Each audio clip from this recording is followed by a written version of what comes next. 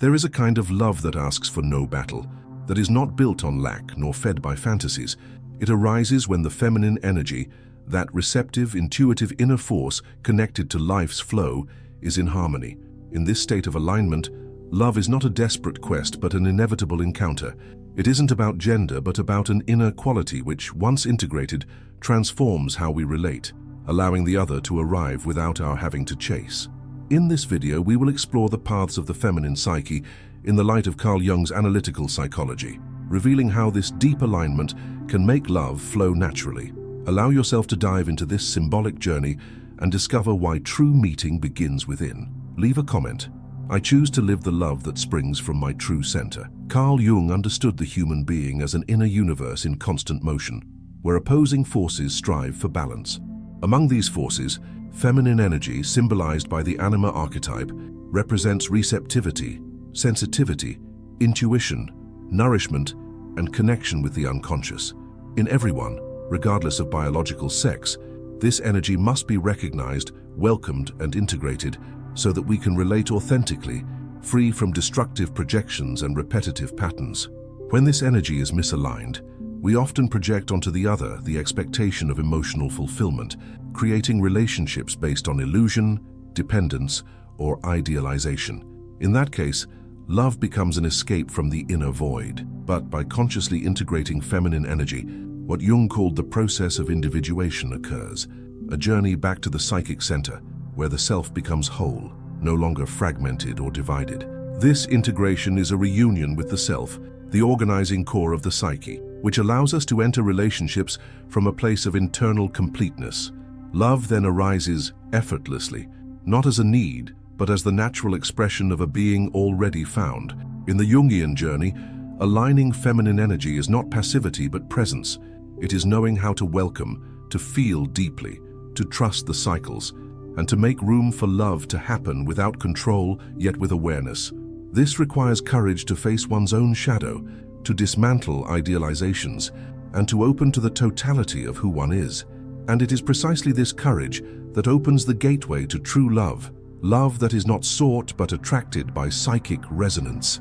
Many of the conflicts and frustrations experienced in romantic relationships originate in a deep disconnection from one's inner feminine energy. Carl Jung teaches us that each human carries within both the masculine and feminine principles. When feminine energy, linked to sensitivity, surrender, intuition, and connection with the unconscious, is ignored, repressed, or distorted, a psychic void is created that we often try to fill through the other. This disconnection frequently stems from cultural influences, traumas, family patterns, and beliefs that devalue feeling, inner listening, and the absence of control. Modern society, oriented toward action, performance, and logic, often regards surrender, vulnerability, and silence as weaknesses.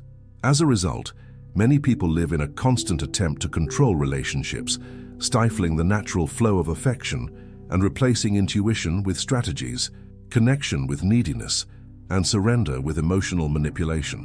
When feminine energy is out of balance, it can take two equally dysfunctional extreme forms: impotent passivity or seduction disguised as control.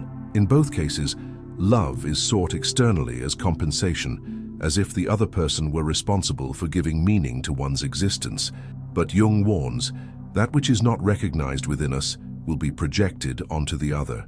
Thus, we project onto our partner the ideal of completeness, demanding that they satisfy needs that could only be met by reconnecting with our own center. In this dynamic, relationships marked by emotional dependency, cycles of abandonment, jealousy, insecurity, and emptiness, despite being with someone, emerge. Disconnected feminine energy leads to forgetting one's own value, and the search for love becomes an exhausting struggle, as if one must prove worthiness at every step. Moreover, disconnecting feminine energy implies rejecting the unconscious. Since this energy is the direct bridge to the symbolic and intuitive contents of the psyche, its imbalance distances the individual from themselves. Dreams go unheard, intuition is ignored, and bodily signals are disregarded. This alienation from the inner world makes it impossible to recognize what is true and what is merely projection in love relationships. Jung also warns us of the dangers of identifying with the persona, the social mask. When we move away from feminine energy, we become prisoners of the ideal image we wish to project to the world. We try to be the perfect partner, the irresistible woman, the infallible companion, and lose sight of who we really are. This disconnection turns into relational anxiety, because any gesture from the other that fails to meet expectations triggers deep insecurities. Reversing this pattern begins by acknowledging the pain of disconnection. It is necessary to look honestly at our own voids, at the repetitions that sabotage our bonds, and at the pain of having abandoned ourselves in the name of another's acceptance. What was truly lost was not the other's love, but the connection to our own soul. When feminine energy is absent or repressed, love cannot flourish, for it finds no fertile ground. It becomes distorted: neediness, obsession, dependence, or coldness. But the good news is that this energy never disappears completely. It merely awaits being called back. The first step is to silence external noise and listen to one's own soul. This is the beginning of the return. Rescuing feminine energy is not simply adopting behaviors considered soft, sensitive, or receptive. It is, above all, a courageous plunge into the shadow, that part of the psyche where we store everything repressed, denied, or judged undesirable. Carl Jung asserted that there is no individuation without confronting the shadow, and in the case of feminine energy, this means facing head-on the distorted, wounded, or forgotten aspects of the inner feminine. For a long time, patriarchal culture associated the feminine with fragile, passive, and irrational. As a consequence, many women and men internalized this distorted view, learning to distrust their intuition, reject vulnerability, and silence their deepest desires. This denial creates a persona adapted to the external world, but disconnected from inner truth. The woman begins to play roles, to mold herself to expectations, and to seek love through conformity or superficial seduction. However, true feminine energy is neither submissive nor artificial. It is radically authentic. To access it, one must face the fears and wounds accumulated in the shadow. It is necessary to revisit painful memories, emotional traumas, moments of rejection and humiliation that unconsciously taught that to love is dangerous, or that being sensitive is weakness. These contents do not vanish when ignored. On the contrary, they operate beneath the surface, sabotaging bonds and reinforcing patterns of pain. By bringing these parts into the light of consciousness, a healing process begins. The shadow, once welcomed, transforms into a source of power. What once caused shame or fear becomes a key to understanding and liberation. At this point, feminine energy begins to reorganize internally. Sensitivity returns as a compass, intuition strengthens as a reliable guide, and surrender ceases to be submission and becomes trust in life's flow. This process demands authenticity. Jung said that individuation is the path of becoming who you truly are. In rescuing feminine energy, this means abandoning the characters created to please, seduce, or avoid conflict. It means letting die the idealized image of the perfect woman, the ideal companion, or the flawless partner, so that the real woman can emerge with her complexity, depth, and inner freedom. Authenticity is a pillar of true love. When feminine energy is aligned with the self's truth, it does not get lost in emotional games nor submit to fear of rejection. It recognizes its intrinsic value and expresses itself without needing external approval. This radically transforms how love bonds are built. Instead of relationships based on expectation and control, bonds emerge grounded in presence, listening, and mutual surrender. Furthermore, rescuing feminine energy includes reconnecting with the body. Jung understood the body as a symbolic expression of the unconscious. Feminine energy lives in the body, in its cycles, rhythms, and emotions that manifest physically. Often, repressing this energy shows up as tension, psychosomatic illness, anxiety, or a sense of disconnection. By listening to the body with attention and respect, we begin a deep dialogue with the unconscious, and this dialogue reactivates the internal wisdom that was silenced. Healed feminine energy is not shaped by external formulas. It is unique in each person. There is no single model for its manifestation, because it springs from the individual soul.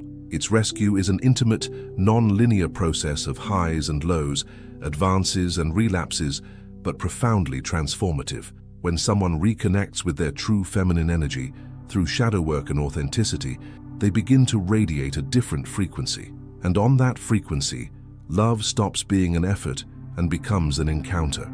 The other ceases to be a need, and becomes a reflection of the love already living within. At the heart of Carl Jung's analytical psychology is the process of individuation, the journey by which the individual becomes who they truly are, integrating all parts of the self. In this trajectory, feminine energy plays a central role, especially through the anima archetype. For the masculine psyche, the anima embodies the inner feminine principle. In women, contact with this archetype manifests as a deepening connection to intuition, dreams, and the body. Regardless of gender, integrating the anima is essential for love to arise naturally, without control or idealization. Until the anima is integrated, it is projected onto the other, generating relationships marked by illusions and unrealistic expectations. The partner becomes a mirror of what has been denied internally. We love not the real person, but what they represent to our fragmented soul. This explains why so many passionate love bonds quickly dissolve into disappointment and frustration. We are not relating to the other, but to our own unconscious fantasy. Integrating the anima dissolves these projections. By bringing the inner feminine into consciousness, we develop the capacity to perceive and welcome our sensitivity, our deepest desires, our wounds, and also our intuition. This requires abandoning romantic idealization and recognizing that true love can only flourish between two whole beings who relate not from lack, but from completeness. The process of individuation is neither linear nor swift.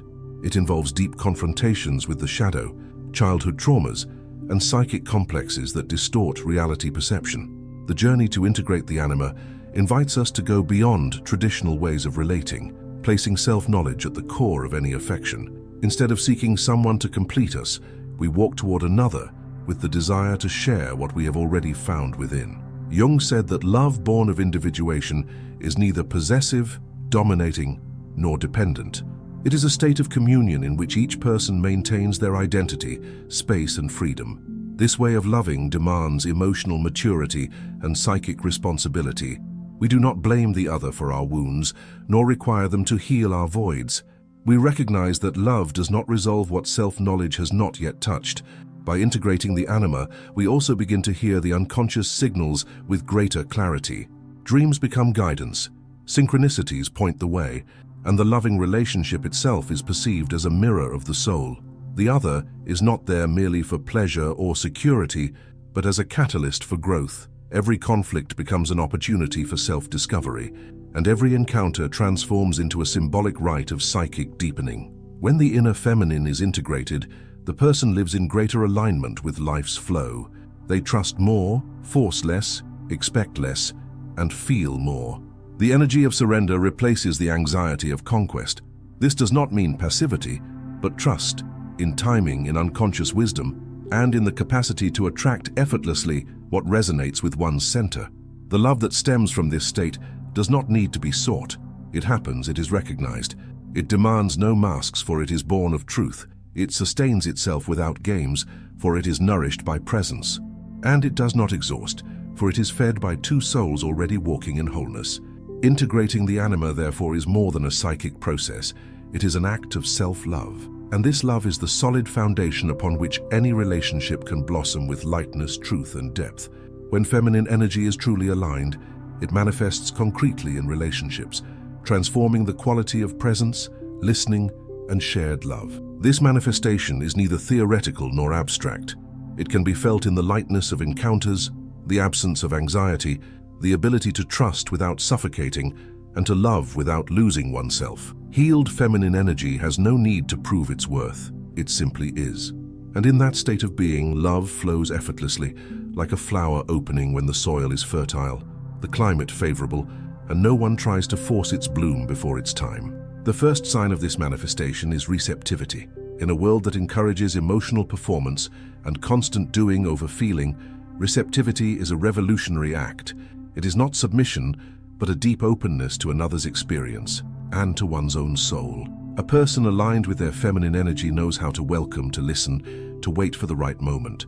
They neither force encounters nor beg for attention, nor shape themselves to another's desire. They trust that what is true will come to them, not because they have acquiesced, but because they understand that real love cannot be manipulated.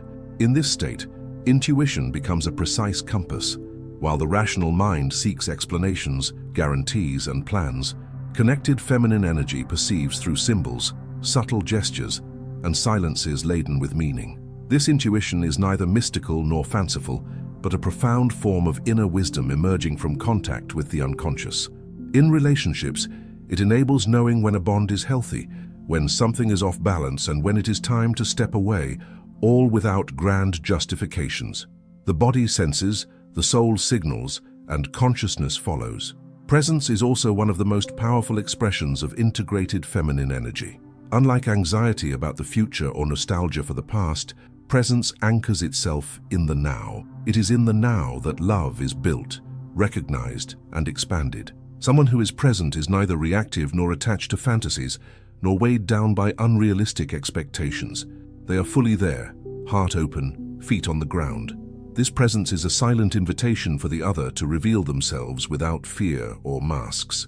Furthermore, love born from alignment with feminine energy is uncomplicated, not because it is always easy, but because it does not rely on emotional games or dependencies.